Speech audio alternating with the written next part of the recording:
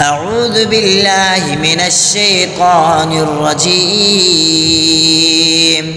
بسم الله الرحمن الرحيم.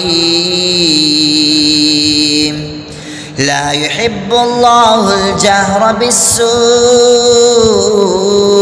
من القول إلا من ظلم، وكان الله سميعا عليما. إن تبدوا خيرا أو تخفوه أو تعفوا عن سوء فإن الله كان عفوا قديرا. إن الذين يكفرون بالله ورسله ويريدون أن يفرقوا بين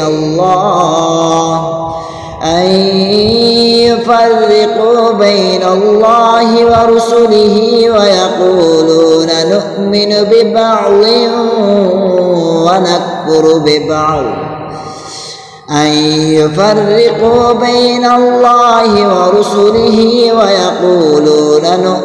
ببعض ونكفر ببعض، ويريدون أن يتخذوا بين ذلك سبيلا. أولئك هم الكافرون حقا، وأعتدنا للكافرين عذابا مهينا. والذين آمنوا بالله ورسله ولم يفرقوا بين أحد منهم أولئك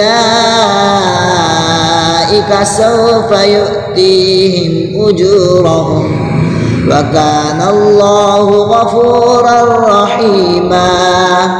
يسألك أهل الكتاب أن تنزل عليهم كتابا من السماء فقد سألوا موسى أكبر من ذلك فقالوا أرنا الله جهرة فأخذتهم الصاعقة بظلمهم، ثم اتخذوا العجل من بعد ما جاءتهم البينات فعفونا عن ذلك وآتينا موسى سلطانا مبينا. ورفعنا فوقهم الطور بميثاقهم وقلنا لهم ادخلوا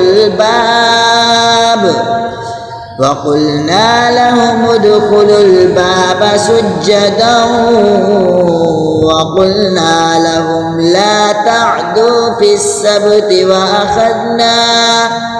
وأخذنا منهم ميثاقا غليظا. فبما نقضهم ميثاقهم وكفرهم بآيات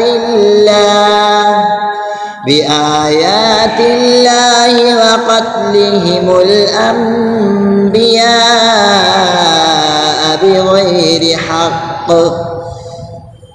بغير حق وقولهم قلوبنا غلف بل طبع الله عليها بكفرهم فلا يؤمنون إلا قليلا.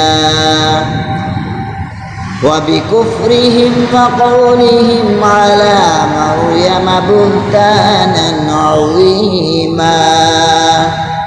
صدق الله العظيم.